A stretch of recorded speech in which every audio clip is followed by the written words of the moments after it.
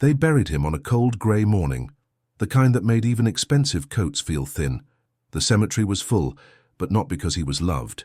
He was respected, feared, admired for his wealth, for the empire he had built, for the power his name still carried, even as his body was lowered into the ground. And beside the casket stood the woman they barely noticed. She wore black, simple and unadorned.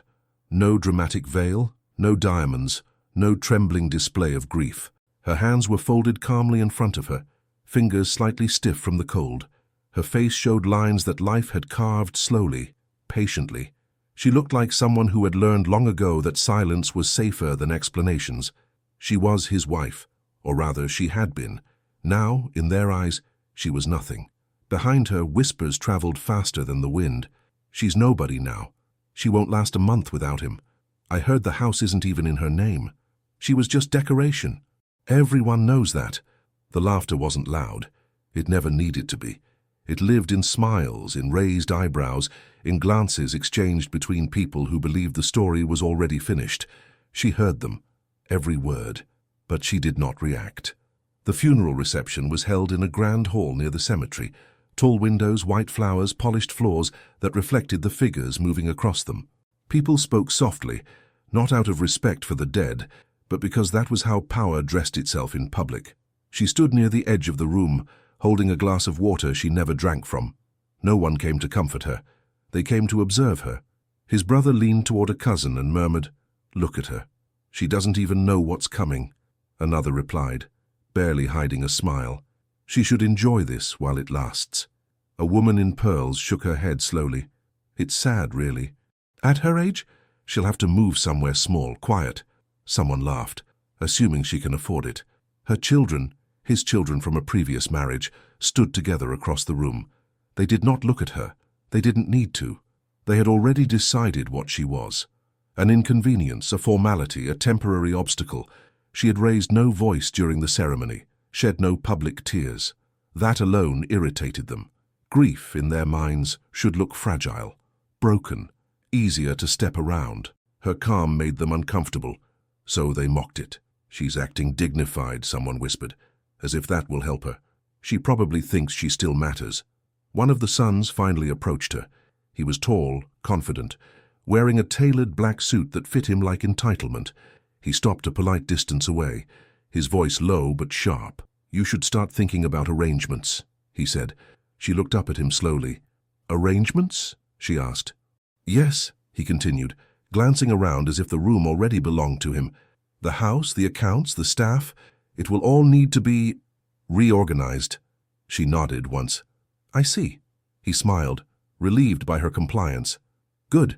We'll handle the paperwork. It's better if you don't get involved. Less confusing for you." Confusing. The word hung between them. She did not argue. "I understand," she said quietly. He patted her arm, not gently, not cruelly, just dismissively, and walked away. That small gesture sealed their confidence. "She's already folding," someone said. "She doesn't even realize she has no leverage. She'll sign whatever they put in front of her." And perhaps that was why none of them noticed when she stepped away from the crowd and sat alone at a small table near the window. No one noticed when she reached into her bag. No one noticed the thin folder she placed gently on the table in front of her. Inside it were documents she had not mentioned, papers she had kept untouched for years, not out of fear but out of patience. She had learned early in her marriage that power rarely announced itself. It waited. She remembered the day he had handed her the folder, not during an argument, not during a crisis. It had been an ordinary afternoon. "You won't need this," he had said then, "unless they forget who you are."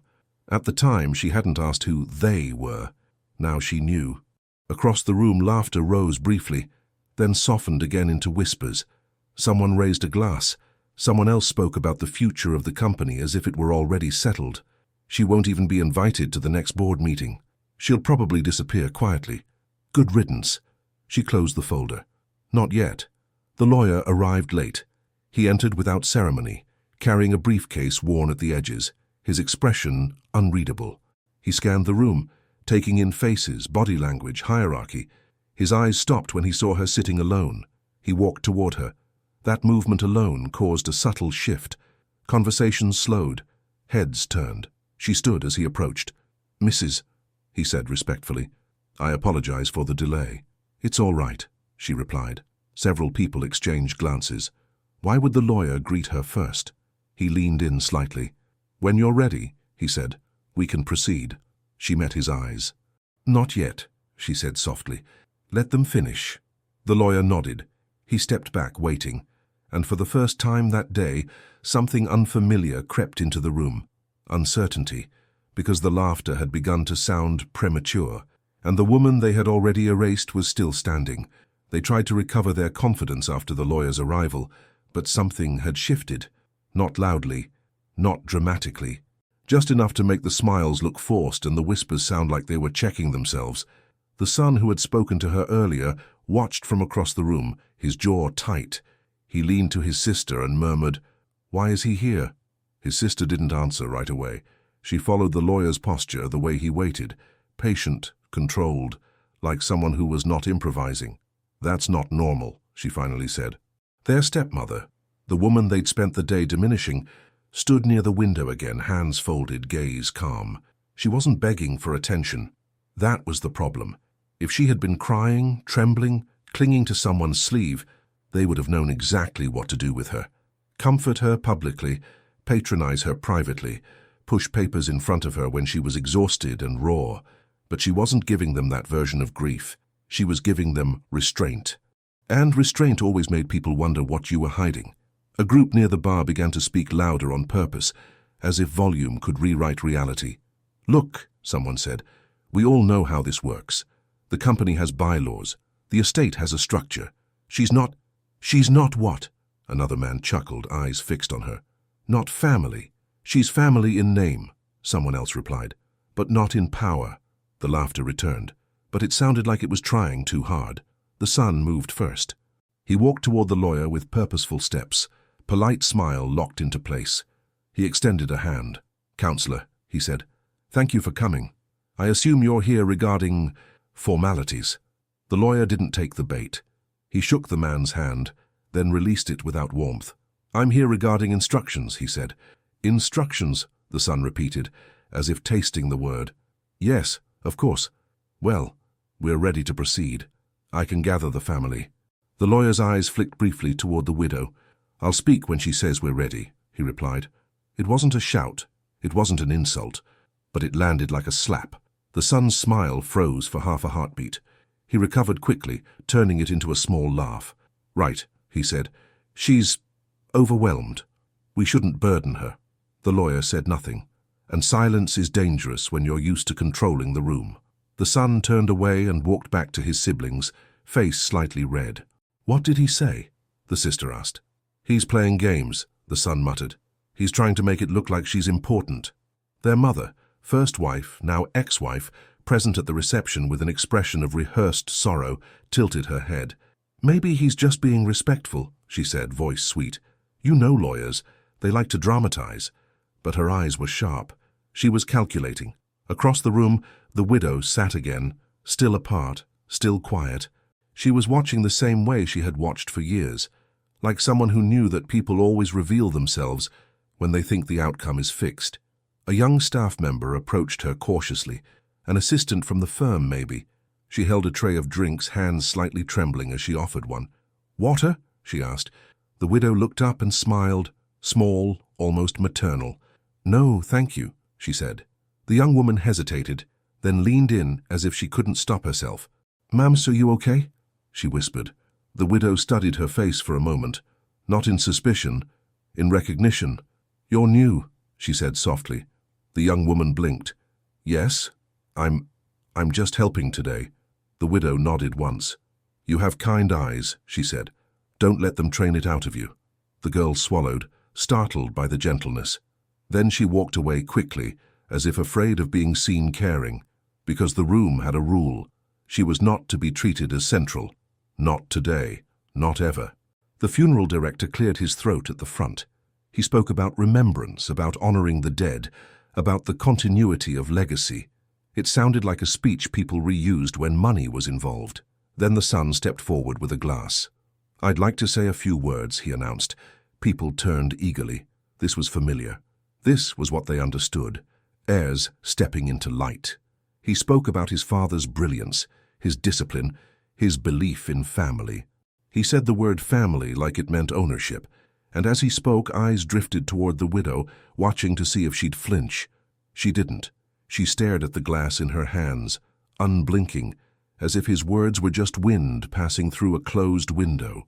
The son's voice warmed with confidence. "My father built something monumental," he said, "and we, as a family, will make sure his vision continues uninterrupted." Uninterrupted. The widow's lips pressed together slightly. Not anger. Something colder. Memory. The son lifted his glass. To legacy. Glasses clinked. Applause rippled through the room. Then, from behind the crowd, someone laughed. Too loudly. A cousin, drunk on proximity to power, called out, "And to our new beginning, without the dead weight." A few people chuckled. The son didn't correct him. He didn't have to. The widow finally looked up. Her eyes moved across faces. Those who smiled, those who pretended not to, those who looked away because guilt makes cowards of people. Then she stood, not rushed, not trembling, just stood.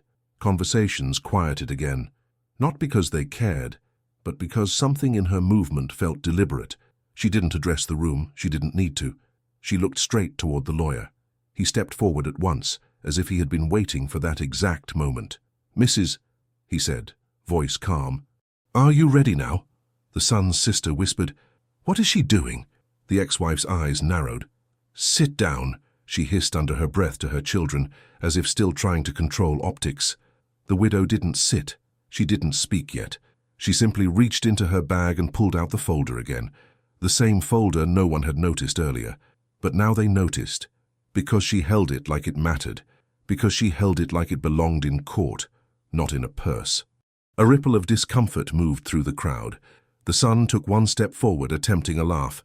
"This isn't the time for—" The lawyer raised a hand gently, stopping him without touching him. "With respect," the lawyer said, "this is exactly the time." The room went still. Someone near the back, an older board member, shifted his weight, squinting as if he suddenly recognized something he hadn't expected to see. The widow opened the folder slowly. She didn't wave papers around. She didn't dramatize. She simply turned a page and glanced at it, like someone confirming something she already knew. Then she looked up and spoke softly, but clearly. "My husband asked me to stay quiet today," she said. The son scoffed. "He's gone. You don't get to—" She continued without raising her voice. "He said you would turn his funeral into a transaction." A few gasps, a few tight smiles of disbelief. The son's face hardened. "You're being emotional." The widow finally turned fully toward him. "No," she said, "you've simply never seen me when I'm not trying to keep you comfortable." That sentence landed harder than a scream, because it made the room realize something. They didn't know her. They had lived around her presence for years and still didn't know her. The son tried again, louder now. "This is inappropriate. If there's paperwork, we can handle it privately." The lawyer spoke, voice sharper now. "So your father requested that it be handled publicly," he said, "specifically in front of witnesses." The son stared. "What?" The lawyer reached into his briefcase and produced a sealed envelope. "Your father left instructions," he said, "and he left them in a way that cannot be rewritten." The ex-wife took a step forward, trying to smile like a diplomat. "Counselor," she said, "surely this can wait. Everyone is grieving." The lawyer looked at her briefly. "Not everyone," he replied. A few people stifled laughter. Others looked shocked at the boldness. The widow didn't smile. She didn't enjoy this. She endured it. That was the difference.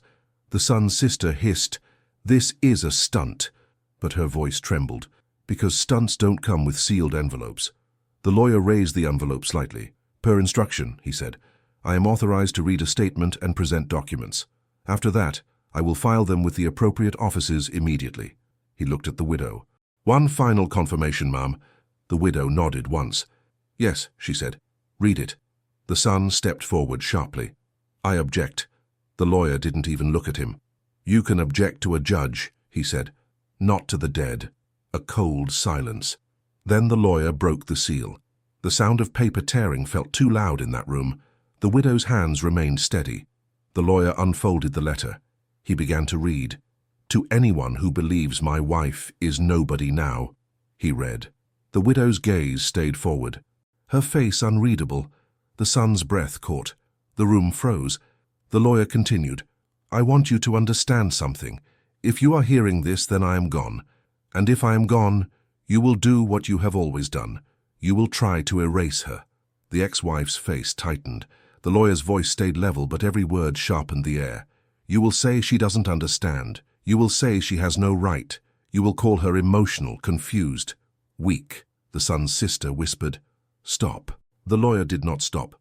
"And while you do that," he read, "you will expose yourselves exactly as you have always been. Impatient, greedy, and predictable." A murmur swept the room. Disbelief, anger, fear. The lawyer lifted his eyes briefly, scanning faces, then returned to the letter. "My wife has been silent for years, not because she is powerless," he read, "but because she knows when to speak." The widow's eyes didn't water, but something in the set of her jaw tightened, like a muscle remembering strain. The lawyer's next line came slower. "And today," he read, "she will speak through documents." The room held its breath. The son tried to interrupt again. "This is manipulation." The lawyer held up a second sheet. "No," he said, finally looking at him. "This is documentation." He placed the letter down on the table. Then he pulled out the first document. He didn't show it to the son first. He showed it to the room. A deed, official stamps, signatures, numbers. The widow watched as several eyes widened. A board member stepped closer unconsciously, as if pulled by the gravity of paper. The lawyer turned the page slightly so the title could be read. The building, the main headquarters, the property everyone assumed belonged to the heirs. Owned by the widow. The son's sister whispered, "No." The ex-wife stepped forward, voice tight. "That's impossible." The lawyer's tone remained calm. "It was transferred years ago," he said. "Legally filed, recorded." The son's face turned pale. "He wouldn't—" The widow's voice cut in, soft but lethal. "He did," she said. The son stared at her like he was seeing a stranger, because he was. Then the lawyer produced another document, a trust, names listed, conditions, triggers. And that was when the room began to truly understand what documents surfaced meant. Because this wasn't one paper. This was a system, a trap. A plan designed for the exact moment they were living. The son's mouth opened, but no sound came out. The widow finally spoke again. "My husband knew you would laugh," she said quietly. "He said you'd call me nobody." Her eyes moved across the crowd. "He asked me not to defend myself," she continued, "because you only listen when paper speaks louder than truth." The son's hands clenched into fists. "Why wasn't I told?" he snapped, voice cracking. The widow looked at him. "Because you didn't come to ask," she replied. That answer was simple, and it destroyed him. The lawyer lifted the trust document. "There is more," he said, and that was when the son realized, too late, that the funeral hadn't been the end of a man's story. It had been the beginning of her authority. And the worst part? They had given her the stage themselves. The room didn't erupt immediately. That was the first sign something had gone terribly wrong for them. People didn't shout. They didn't rush her. They didn't even argue. They started checking their phones. That was when panic truly entered the space. A board member near the front frowned at the document title again, zooming in with his fingers, as if the words might rearrange themselves if he looked closely enough. Another whispered urgently to his assistant, who shook her head, already scrolling. The son felt it before he understood it. This wasn't a misunderstanding. This wasn't paperwork that could be fixed. This was something that had been prepared. He turned sharply to the lawyer, voice raised now, desperation leaking through control. "This isn't valid," he said. "You can't just walk into a funeral and—" The lawyer didn't raise his voice. He didn't need to. "These documents were filed with 3 independent offices," he said calmly. "Any attempt to challenge them will require sworn testimony." The word sworn hung in the air. The ex-wife stepped forward quickly, smile strained, voice smooth. "Everyone," she said, lifting her hands in a calming gesture. "This is highly emotional. My late husband was complicated. He made decisions when he wasn't well." The widow's eyes shifted to her for the first time. Not angry, curious, like someone finally allowing herself to look directly at a lie. "You're suggesting he wasn't of sound mind," the lawyer said. The ex-wife shrugged lightly. I'm suggesting grief makes people vulnerable, especially women. A few nods, a few murmurs. There it was. The attempt to control the narrative. The widow remained silent. She didn't rush to defend him. She didn't rush to defend herself. She simply reached into the folder again. Slowly. The son noticed it too late. "No," he snapped. "That's enough. This is harassment." The lawyer raised one finger. "One moment," he said. The widow removed a single sheet and handed it to him. He scanned it quickly, then nodded. "Before we proceed," he said, turning to the room, "I want to clarify something that was just implied." He looked directly at the ex-wife. "You suggested the deceased was not in control of his faculties." She smiled. "I suggested possibilities." "Then let's address that," the lawyer said. He lifted the page. "This is a certified medical evaluation," he said, "conducted 18 months before his death, requested by him, unprompted." The ex-wife's smile faltered. "It states clearly," the lawyer continued, "that he was of full cognitive capacity, with specific notes indicating concern that his decisions might be challenged by family members after his passing." A low murmur rippled through the crowd. The son shook his head. "This is still manipulation. Anyone can plant papers." The lawyer turned to him. "That's an accusation," he said. "Are you prepared to repeat it under oath?" The son opened his mouth, closed it. He wasn't. The widow watched him carefully. She remembered this look. She'd seen it when he was a child, caught lying, outrage first, fear second. Across the room, an older man stepped forward, one of the longest-serving board members. "I remember this," he said slowly, voice thick with disbelief. "He asked me to witness the initial transfer." Every head snapped toward him. "You never mentioned that," the son said sharply. The man looked embarrassed. "You never asked." That phrase hit again. Harder this time. The ex-wife recovered quickly, stepping between them. "Let's be realistic," she said. "Even if these documents exist, that doesn't mean she understands them." The widow's head lifted slightly. The lawyer responded before she could. "She didn't need to," he said. "She wrote them." The room stopped breathing. "What?" someone whispered. The son laughed once, too loudly. "That's ridiculous." The lawyer didn't argue. He reached into his briefcase again and removed another document. "Draft history," he said. "Revisions, annotations." He turned the pages, showing handwritten notes in the margins. "The structure of this trust," he continued, "was designed by someone with legal training, someone who understood loopholes." The son's sister stared at the handwriting, her face draining of color. "I've seen that writing before," she whispered. The widow finally spoke. "I helped my husband prepare," she said evenly. "He asked me to." The ex-wife scoffed. "You expect us to believe you?" "I expect nothing," the widow replied calmly. "Belief is optional. Evidence isn't." The lawyer slid one final document forward. A bar license. Valid. Active. The name printed clearly at the top. The widow's name. The son staggered back half a step. "You're a lawyer?" he asked, voice breaking. The widow looked at him. "I was," she said, "before I married your father." Silence swallowed the room. "You never said, you never asked," she replied. The repetition felt surgical now. Each time it was spoken, it carved deeper.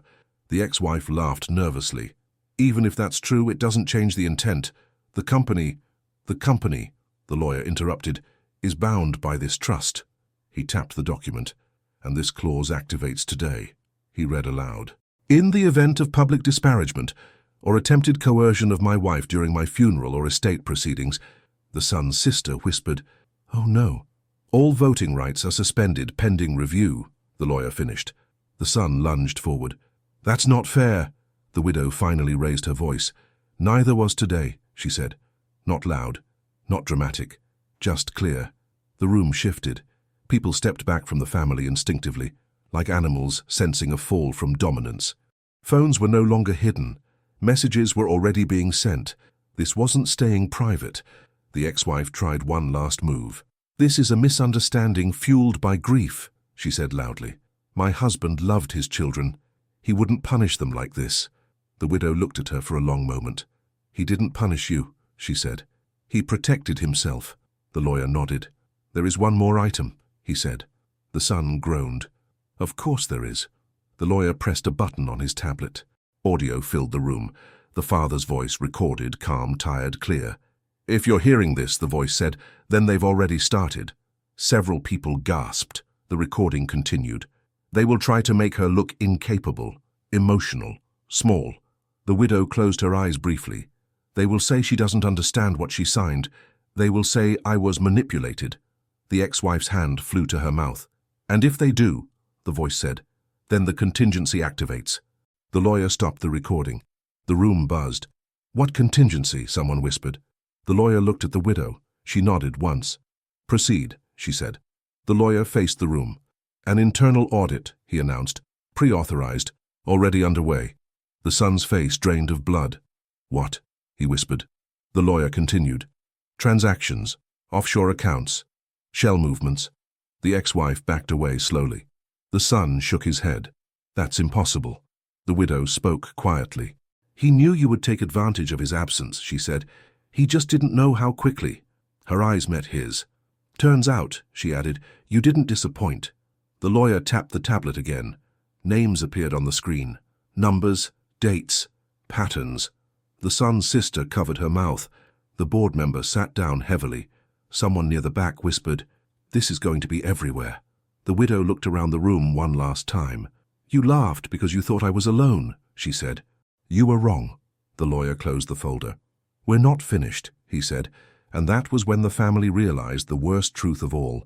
This wasn't revenge. It was procedure, and procedure doesn't stop once it starts. The consequences didn't arrive dramatically. They arrived methodically. By the time the funeral hall began to empty, the story was already spreading beyond the room. Not through gossip, but through emails, alerts, and quiet messages sent to the wrong people at the wrong time. The family didn't notice at first.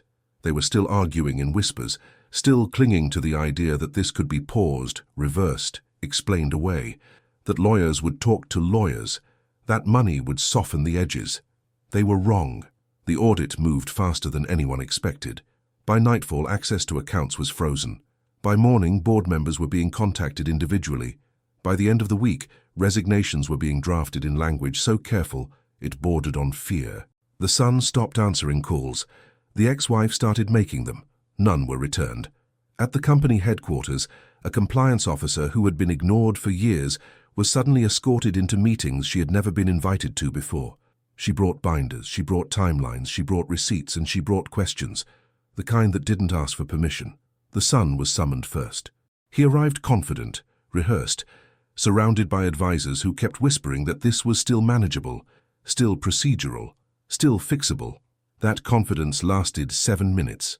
That was how long it took for the first set of documents to appear on the screen. Transfers authorized minutes after the father's hospitalization, signatures that matched too perfectly, emails marked urgent that had never been disclosed. The son leaned back in his chair, arms crossed, trying to project calm. This is a misunderstanding, he said. I was protecting the company. The compliance officer looked at him without blinking. You were protecting yourself, she replied. Outside the room, the ex-wife waited. She had dressed carefully, neutral colors, soft makeup, the image of someone wronged, not responsible. It didn't help. When she was finally called in, the questions were sharper. Who suggested the restructuring? Who benefited from the offshore accounts? Why were her personal trusts listed as beneficiaries of emergency transfers? Her voice cracked at the right moments. Her tears came late enough to look controlled. It still wasn't enough. Evidence doesn't care how convincingly someone cries. By the third week, the phrase internal review had quietly shifted to external investigation, and that was when the phones really stopped ringing. The widow didn't attend any of it. She didn't need to. She sat at home in the same quiet house they had laughed at, opening letters that no longer asked for her consent. They informed her. She didn't celebrate. She didn't gloat. She simply read, signed, and placed each document into a growing file marked Resolved. One afternoon, a package arrived. No return address. Inside was a single envelope containing a handwritten note. You destroyed everything. She folded it carefully and placed it back in the envelope. Then she burned it. Weeks passed. The son moved out of the city. The ex-wife accepted a settlement she had once laughed at, signed behind closed doors, and disappeared from public view. The company survived, stripped of theatrics, stripped of names that had relied on inheritance instead of merit. A new board was appointed. Quietly, efficiently, they reached out to the widow only once to ask if she wanted a seat. She declined. She had already given enough years to that world. Months later, on a cold afternoon, the widow walked past the cemetery alone. She stopped briefly. Not at her husband's grave, at the edge of the path, where the marble ended and the ground returned to dirt. She stood there, breathing evenly. He had trusted her, not with anger, not with vengeance, but with clarity. At home that evening, she opened the final folder. Inside was the document no one else had seen, a personal letter, written to her. "They will underestimate you," it read. "Let them." Silence works best when it's prepared. She closed the folder and placed it back on the shelf. Then she turned off the light. Somewhere else, far from that quiet house, people were still asking how it had happened, how they had missed it, how someone they dismissed so completely had dismantled them without raising her voice. They would never fully understand, because the mistake wasn't legal, it wasn't strategic, it was personal. They thought power looked loud, they thought weakness looked quiet, and they never realized that the quiet woman they laughed at had already signed their ending long before the funeral began. If this story moved you, leave a like, subscribe, and share it with someone who understands that silence can be power.